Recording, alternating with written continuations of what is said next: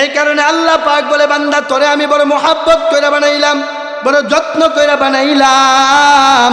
বান্দারে তোরে আমি আল্লাহ আগুনে পুরানোর জন্য বানাই নাই, আমি আল্লাহ তোরে আমার নাজ নেয়ামত যুক্ত জান্নাতের মধ্যে দেওয়ার জন্য বানাইছি।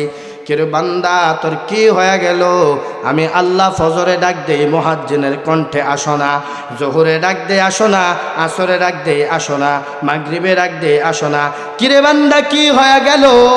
এশারে যখন আমি আল্লাহ বড় আশা নিয়ে তাকায়া থাকি যে বান্দাটা হয়তো মসজিদে আসবে আর তাহিয়াতুর মধ্যে বৈশা বলবে, আল্লাহুম্মা ইন্নী যালামতু নাফসি যুলমান কাসীরা।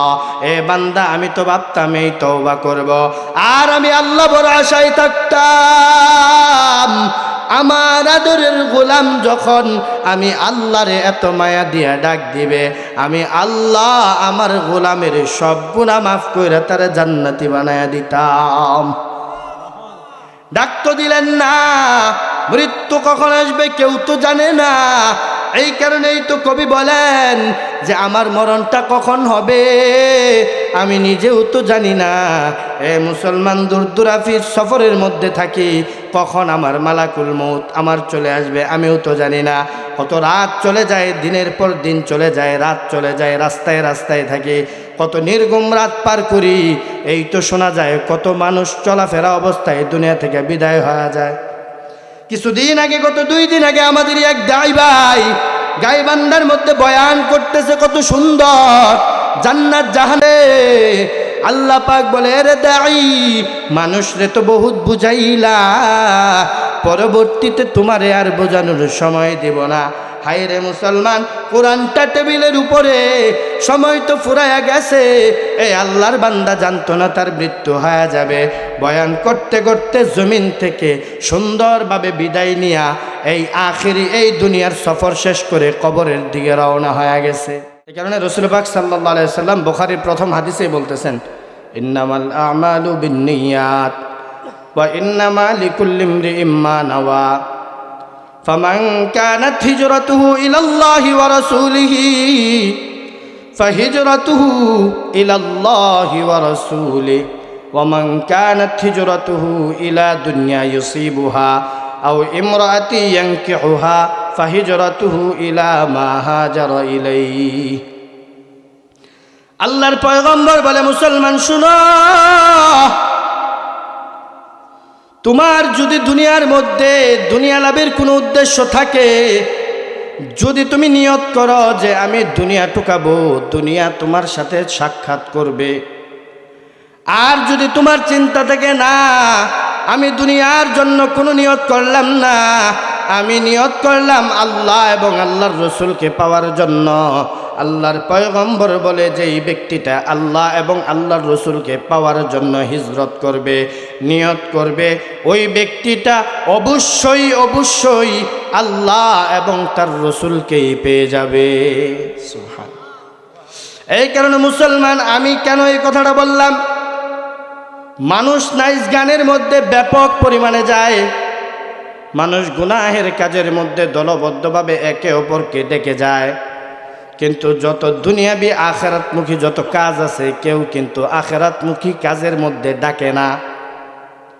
এ মুসলমান, আল্লাহ পাক জানায় দিছে, বন্ধু শুনো, ওয়াজাত সাকরাতুল মাউতি বিল হক, মৃত্যু যে তোমার হবে এটা এতটাই সত্য। আর মৃত্যু যার হয় তার মৃত্যুটা কখনো স্বাভাবিকভাবে হয় না। এ মুসলমান, মৃত্যুর যন্ত্রণা বড় কঠিন, সাক্ষী দিতেছে স্বয়ংকে। আরো জোরে বলেন, স্বয়ংকে। আল্লাহ বলতেছে, বান্দা শুনো, মালাকুল মউত যখন তোমার কাছে হাজির হয়ে যাবে, এ বান্দা, মৃত্যুর যন্ত্রণা এতটাই কঠিন হবে তুমি সহ্য করতে পারবা না। মৃত্যুর যন্ত্রণা বড় কঠিন হবে, কষ্ট হবে যারা বৎকার হবে। আল্লাহ পাক বলে, বান্দা শুনো, নেককার বান্দাদের রূহটা যখন বের হয়, আমার আল্লাহ জানায় দেয়, নেককার মুমিন বান্দার সামনে ওই যে মালাকুল মউত যখন আসে, একদল ফেরেশতা তার সামনে জান্নাতি রুমাল ধরে রাখে। সুবহানাল্লাহ বলেন। ওই মুমিন বান্দাটারে বলে, এ বান্দা শুনো, তোমার সামনে যে রুমালটা দেখতেছো, এই রুমালটার দিকে ধ্যান কইরা তাকায়া দেখো। ওই মুমিন বান্দাটা তাকায়া দেখে তার জন্য আল্লাহ পাক তার ইবাদত বন্দেগীর কারণে যেই জান্নাতের ফায়সালা করছে, ওই জান্নাতের আগাগোড়া সমস্ত চিত্রটা তুইলা ধরে। সুবহানাল্লাহ। আবার আল্লাহ পাক বলে, বৎকারের মৃত্যুর কথা কিভাবে বলতেছে দেখেন। আল্লাহ পাক রব্বুল আলামিন বলে, ওয়ালাউ তারা ইয ইয়াতাওয়াফাল্লাযীনা কাফারুল মালাইকাতু ইয়াদরিবুনা ওয়ুজুহাহুম ওয়া আদবারহুম। আল্লাহ পাক বলে, বান্দা দোকান পাড়ে বসে থাকো, রাজবাজারে বসে থাকো, গুনাহ করো, তুমি তো জানো না বৎকারের মৃত্যুটা কত যন্ত্রণাদায়ক হয়, কত কঠিন হয়। আল্লাহ পাক এই আয়াতের মধ্যে বলে, যখন কোনো বৎকারের জানটা কবজ করা হয়, মালাকুল মউত যখন তার জানটা পাকড়াও করার জন্য আসে, তার রূহটা সারা শরীরের মধ্যে ছড়ায়া যায়, পলায়ন করতে চায়। আর আমার আল্লাহ বলে, তখন ওই মুহূর্তে তার মৃত্যুর সময়টায় তার জানটা এমনভাবে বের করা হয়, তার মুখের মধ্যে, পিঠের মধ্যে ওই ফেরেশতারা কঠিন থেকে কঠিন আঘাত করতে থাকে। আর বান্দাটা বড় পেরেশান হয়ে যায়। সামনে তার সন্তান বসা থাকে, মা বসা থাকে, বাবা বসা থাকে, সব আপনজনরা পাশে বইসা তারে বলে, বান্দা ও আমার বাবা, বলো কালেমা পড়ো। কিন্তু বিশ্বাস করেন, ওই নাফরমান কালেমাটাও ভুলে যায়। নাফরমানের চোখের সামনে জাহান্নামের চিত্রটা ফুইটা উঠে। নাফরমান না ছেলের দিকে তাকায়, না বাবার দিকে তাকায়, না স্ত্রীর দিকে তাকায়, কোনো দিকেই তাকায় না। নাফরমানটা একটা নজর দিয়া তাকায় আর শুধুমাত্র ডুব গিলতে থাকে। আল্লাহর পয়গম্বর হাদিসের মধ্যে বলেন, শুনো, আম্মা জান আয়েশা রাদিয়াল্লাহু তাআলা আনহা বলেন, আমি দেখেছি পৃথিবীর সর্বশ্রেষ্ঠ মানুষের জানটাও যখন বের হয়, এ মুসলমান, আমি দেখছি সরকারে দু আলম নবীর জানটাও যখন বের হয়, আমি রসুলের চেহারার দিকে তাকায়াছিলাম। আল্লাহর পয়গম্বর মালাকুল মউতকে দেখার পর পেরেশান হইয়া মাটির পাত্রের মধ্যে পানি রাখা ছিল। প্রথমে রসুল এক হাত দিয়ে চেহারার মধ্যে পানি মারতেছিলেন, আর যখন মালাকুল মউত রুমের ভিতরে প্রবেশ করছে, আল্লাহর পয়গম্বর বলে, আয়েশা, আমি হয়তো আর থাকবো না, আমার বন্ধু আমার জন্য মালাকুল মউতকে পাঠাইয়া দিছে। মালাকুল মউত নরমাল একটা চেহারা নিয়া রসুলের সামনে হাজির হয়েছে। মুসলমান বলে, কিভাবে হাজির হয়েছে শুনবেন। বলে, প্রথমে আয়েশা মালাকুল মউত রসুলকে সালাম জানাইছে। সুবহানাল্লাহ বলেন। আয়েশা বলতেছে, ইয়া রাসূলুল্লাহ, আপনার বন্ধু আপনার অপেক্ষায় আছে, আপনি যদি চান আপনি আল্লাহর সাথে দেখা করবেন, আল্লাহর কাছে চলে যাবেন, তাহলে আমাকে যেই হুকুম করা হয়েছে সেই হুকুম আমি পালন করব। আর যদি মুহাম্মদ আপনি না চান, আল্লাহ পাক জানায় দিছে, যতদিন আপনি দুনিয়ার জমিনে থাকতে চান, আমার আল্লাহ ততদিন আপনাকে চির উমর করে হায়াত বাড়ায়া দিবে। আল্লাহর পয়গম্বর বলে, না, আমার বন্ধু আমার অপেক্ষায়, আশিকের মাশুকের খেলা শুরু হয়ে গেছে। আল্লাহ পাক বলে, আজরাইল, আমার উম্মতগুলারে যখন জানটা বের করবা, তোমার যে সূরত আছে এই সূরতেই কে আসবা। আজরাইল বলে, আল্লাহর পয়গম্বর, আপনার সামনে আমি সাধারণ সূরতে আসছি। ওগো পয়গম্বর, যারা আপনার উম্মত হবে, যারা ঈমান আনয়ন করবে, যারা মুত্তাকিদের অন্তর্ভুক্ত হবে আমি তাদের জানটা খুব সহজভাবে বের করে নিব। ওগো পয়গম্বর, যারা বদকার হবে, যারা নাফরমান হবে, তারা আমার ভয়ঙ্কর চেহারাটা দেখতে পারবে। আল্লাহর পয়গম্বর বলে, আজরাইল, আমি তোমার চেহারা দেখার পর আমার গলা শুকায় গেছে। দুই হাত দিয়া আম্মাজান আয়েশা বলেন, যখন মালাকুল মউত আসছে, আম্মাজান আয়েশা বলেন পয়গম্বর দুই হাত দিয়া চেহারার মধ্যে পানি মারতেছিল আর দোয়া করতেছিল, আয় রব, আমার মৃত্যুর যন্ত্রণা কমায়া দাও, আমার এই কঠিন কষ্ট সহ্য হয় না। আমি নবীর যদি এই হালত হয় তাহলে আমার উম্মত গুলার কেমন হালত হবে। এই কারণে মুসলমান, আল্লাহ রাব্বুল আলামিন কোরআনের মধ্যে বলেন, তুমি যেখানেই যাও, যত গহীন জায়গায় তুমি পলায়ন করো, আল্লাহ পাক বলে, বান্দা শুনো, কুল ইয়াতাওয়াফাকুম মালাকুল মাউতিল্লাযী উকিলা বিকুম সুম্মা ইলা রাব্বিকুম তুরজাউন। আল্লাহ পাক বলে, বান্দা শুনো, আমি মালিক রে তো চিনলা না, আমি মালিকের হুকুম আহকাম মানলা না, আমি রব যে তোমাকে আমার কাছে নিয়ে আসবো। কত মাহফিলে, কত মসজিদে আলোচনা হয়েছে, বান্দা তোমার দিলটা কিন্তু নড়ে নাই। এ বান্দা, তুমি জানো তোমার পিছনে আমি আল্লাহ মৃত্যুর ফেরেশতা নিযুক্ত করে রাখছি।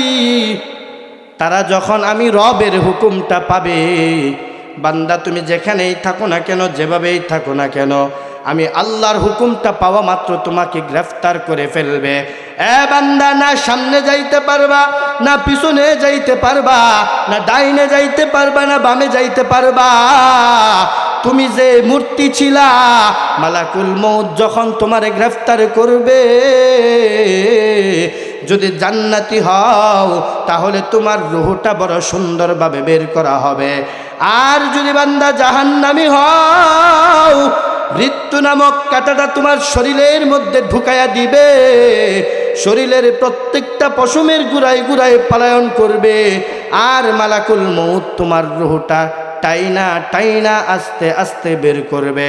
এ মুসলমান, যখন দেখবেন দুনিয়ার মধ্যে কোনো মানুষ মারা যায়, দেখবেন খালি মুখটা হা করে বারবার মুখটা খুলে দেয়, কি যেন বলতে চায়, বলতে পারে না।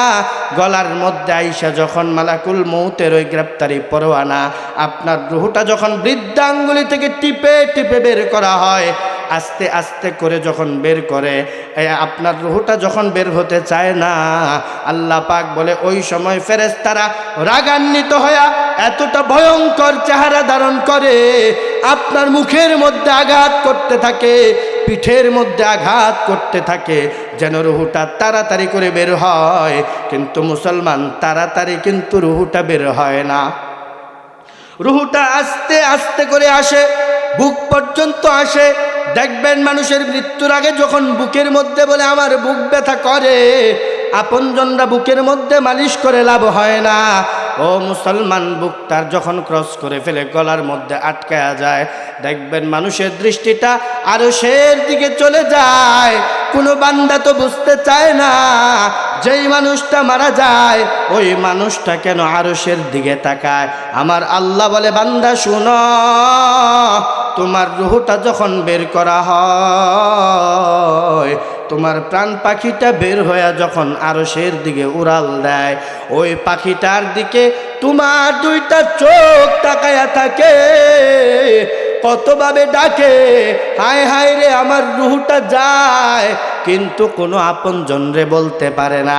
হায় হায়, ফেরেশতারা কেমন ভাবে নাফরমানের রুহটারে বেইজ্জতি কইরা আরশের মধ্যে নিয়ে যায়, আবার জমিনের মধ্যে আইসা কবরে ঢুকায়া দেয়। এ মুসলমান, আল্লাহর গোলাম, আল্লাহ পাক বলে, আকসিরু যিকর হাযিমিল লাযযাত। মৃত্যু এমন একটা বস্তু, মৃত্যু এমন একটা জিনিস, যখন মানুষের মৃত্যুর সময় গণায় আসে, তার সামনে যত দামি খাবার রাখেন ওই খাবারটা মানুষ খায়? জোরে বলেন, খায়? খায় না। এ মুসলমান, ওই বান্দাটার তখন চিন্তা থাকে, হায় হায় মালাকুল মউত আমার সামনে আইসা গেছে, আর আমার মৃত্যুর সময় হয়ে গেছে। জীবনে তো এক ওয়াক্ত নামাজ পড়লাম না, আল্লাহরে আর আল্লাহ বইলা ডাক দিলাম না। এবার আমি রবের সামনে গিয়ে কি বলবো? মানুষটা ওই চিন্তায় পেরেশান হয়ে যায়। আর মুত্তাকিটা হাসতে থাকে আর বলতে থাকে, আমি তো জানি, ফাদখুলি ফি ইবাদি ওয়াদখুলি জান্নাতি। সুবহানাল্লাহ। জান্নাতি ব্যক্তিরা জানে তার আল্লাহ তার সামনে জান্নাতের রুমাল পাঠায় দেওয়ার অর্থ হলো এইটা, এ আমার বান্দা শীতের গভীর রাত আমি আল্লাহরে খুশি করার জন্য সেজদা দিছিল রে বান্দা, দুনিয়ার কেউ দেখে নাই, ভোর রাত্রে তাহাজ্জুদ নামাজ পড়া আমি আল্লাহর কাছে কান্নাকাটি করছো। এ বান্দা, জাহান্নামের ভয়টা অন্তরে ঢুকাইলা, শেষ সময়টা আমি আল্লাহ তোমার প্রতি এমন সন্তুষ্ট হইলাম। যাও রে বান্দা, যখন তোমার রূহটা বের হয়, তুমি জান্নাতি রুমালের মধ্যে তাকায়া থাকতে থাকতে আমার আল্লাহ কয়, আমি ওই মুমিন বান্দার জন্য জান্নাত থেকে কাফনের কাপড় পাঠায়া দেই। বলে কেমন কাফনের কাপড়? একদল ফেরেশতা আসে, জান্নাতের খুশবুগুলা কাফনের মধ্যে মাখায়। যখন নেককার মানুষটার রূহটা বের করে মালাকুল মউত হাসে আর বলে, কেমন একটা রূহ বের করলাম, রূহটা থেকে কত সুন্দর ঘ্রাণ, কত সুন্দর ঘ্রাণ। জান্নাতি ফেরেশতারা বলে, মালাকুল মউত তোমার দায়িত্ব ছিল তার রূহটা বের করা, এবার আমাদের দায়িত্ব হলো তার রূহটাকে আল্লাহর সামনে হাজির করা। আল্লাহ পাক এই বান্দার জন্য সন্তুষ্ট হইয়া জান্নাত থেকে কাফনের কাপড় পাঠাইয়া দিছে। ওই কাফনের কাপড়ের মধ্যে তারে পেঁচায়া আল্লাহর সামনে হাজির করতে হবে। দাও দাও মুত্তাকি বান্দার রূহটা এখানে ঢুকাইয়া দাও। সুবহানাল্লাহ বলেন। এবার জান্নাতি বান্দার রূহটা ঢুকাইয়া দেয়, প্রথম আসমানে যায়। ফেরেশতারা কয়, হায় হায় কোন বান্দার রূহ নিয়ে আসলা? পুরা আসমান সুঘ্রাণে ভরে গেছে। ফেরেশতারা জানায়া দেয়, এটা এমন একটা বান্দার রূহ, আমার আল্লাহ এই বান্দার জন্য জান্নাত থেকে কাফনের কাপড় পাঠাইছে। আল্লাহ পাক জানায়া দিছে, এই বান্দাকে আল্লাহ পাক ফাদখুলি ফি ইবাদি ওয়াদখুলি জান্নাতি, আল্লাহ পাক এই বান্দাকে বিনা হিসাবে জান্নাতে ঢুকাবে। সুবহান।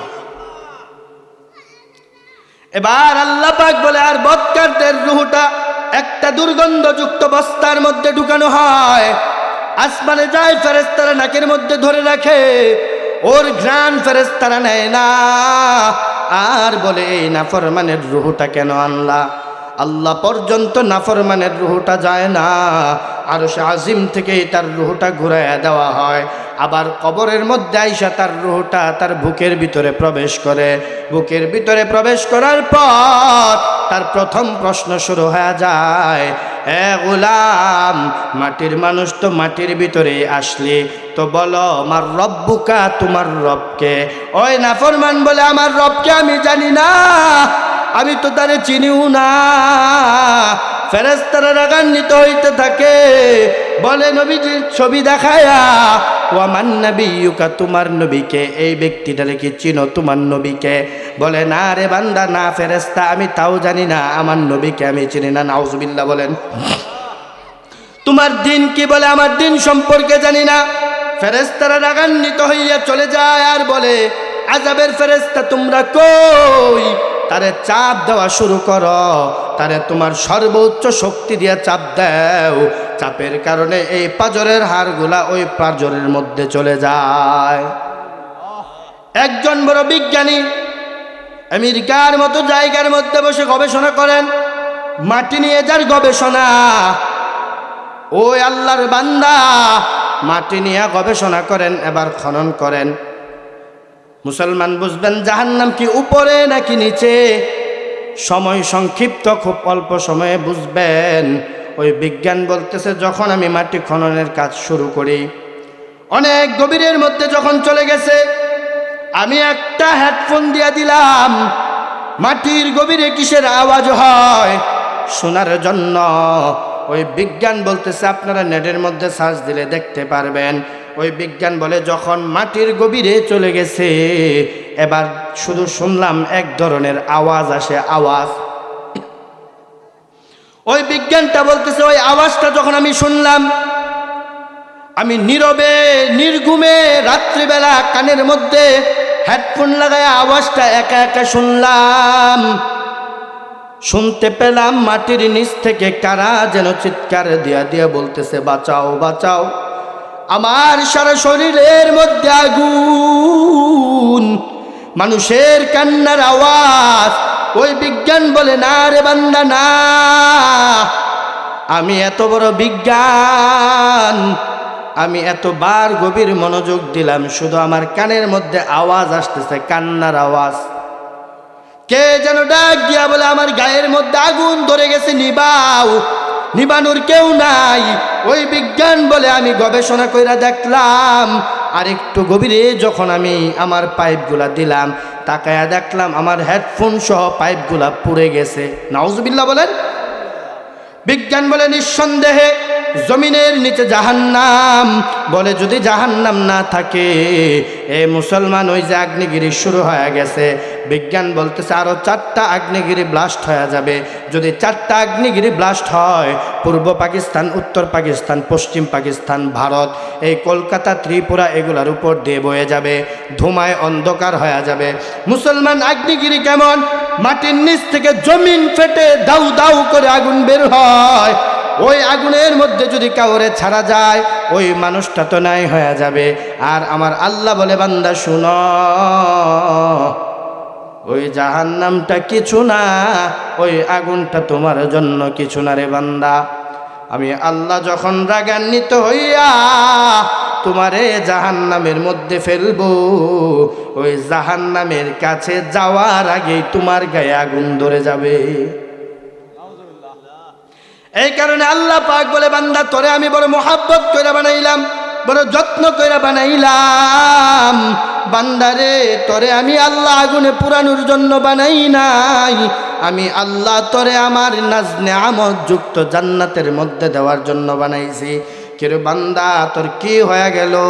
আমি আল্লাহ ফজরে ডাক দেই, মুয়াজ্জিনের কণ্ঠে আসো না। জোহরে ডাক দেই, আসো না।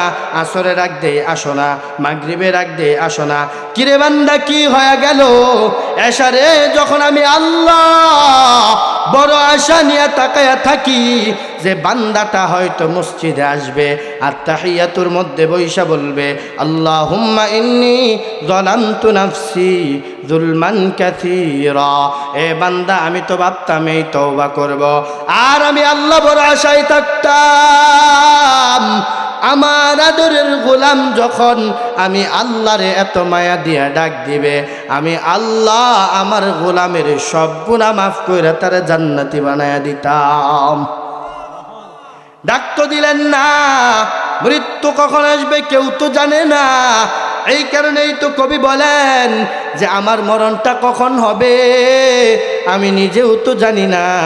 এ মুসলমান, দূরদূরাফির সফরের মধ্যে থাকি, কখন আমার মালাকুল মউত আমার চলে আসবে আমিও তো জানি না।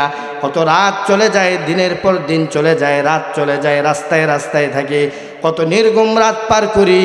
এই তো শোনা যায় কত মানুষ চলাফেরা অবস্থায় দুনিয়া থেকে বিদায় হয়ে যায়। কিছুদিন আগে, গত 2 দিন আগে আমাদের এক দাই ভাই গাইবান্ধার মধ্যে বয়ান করতেছে, কত সুন্দর জান্নাত জাহানে।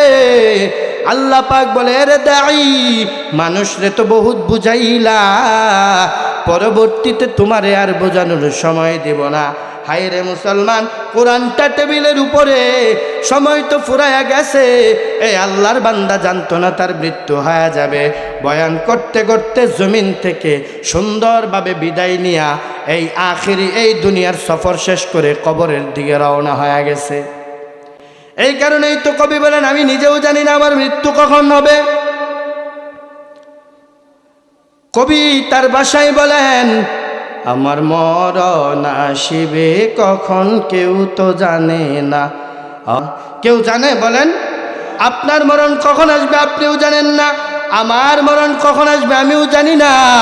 আল্লাহ পাকের কাছে আল্লাহ পাক বলে, বান্দা যদি অন্তর থেকে বলে, আল্লাহ আমি তো গুনাহ করছি, শয়তানের দুকায় পয়রা গুনাহ করছি, এ মুমিন শুধু আস্তাগফিরুল্লাহ পয়রা আরশের দিকে তাকায়া আল্লাহরে আল্লাহ বইলা ডাক দিবা, আল্লাহ তোমার সব গুনাহ মাফ কইরা তোমারে মৃত্যুর আগে ইমানদার বানায়া কালেমা নসিব করায়া রব্বুল আলামিন তোমারে কবরের মধ্যে জান্নাতের বিছানার মধ্যে শোয়ায়া দিবে। সুবহানাল্লাহ। আর যদি বদকার হও তাহলে তোমার জন্য মাটির নিচের জাহান্নাম, মাটিটা দুই ভাগ হয়ে যাবে, মাটি ফেটে যাবে আর তুমি আগুনের মধ্যে পড়ে যাইবা। তোমারে সেইখানে কেউ বাঁচানোর জন্য যাবে না, তোমার কোনো সঙ্গী হিসাবেও তোমার ওইখানে কেউ যাবে না। এই কারণে মুসলমান শেষ কথা হলো, যেহেতু দুনিয়াটা আমাদের চিরস্থায়ী না, চলেই যেতে হবে। আমার সন্তান আমারে কাফন পরায়া বিদায় দিবে, আমার বাবা আমারে কাফন পরায়া কবরে নামাবে, আখেরি গোসলগুলা আপনজনরা দিবে। শেষ নসিহত একটাই, দুনিয়া কি থাকার জায়গা নাকি যাওয়ার জায়গা?